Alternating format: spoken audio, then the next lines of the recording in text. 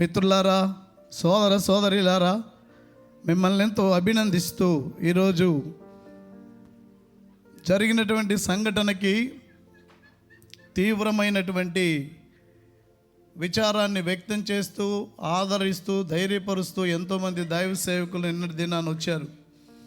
కొన్ని వందల కొలది మంది దైవ సేవకులు ఈ పరిసర ప్రాంతాల నుంచి వచ్చి ఇక్కడ సన్నిధిని చూసి, ప్రశాంత్ గారు ఉన్నారు, నేను నిన్న అందుబాటులో లేను, అది కూడా దేవుడు నాకు ఇచ్చిన ఒక వరమని నేను భావిస్తున్నాను.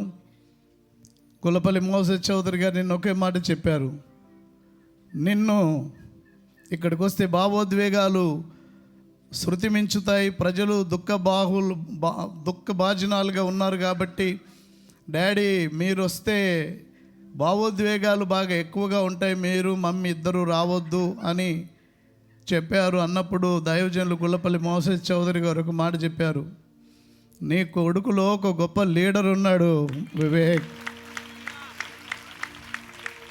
ఈ వయసులో, ఇంత చిన్న వయసులో నిన్నిక్కడుంచి తను అక్కడ మేనేజ్ చేసే విధానం, నన్ను చిరునవ్వు చిందిస్తూ రిసీవ్ చేసుకున్న విధానం నాకు చాలా ఆశ్చర్యాన్ని కలిగిస్తుంది వివేక్.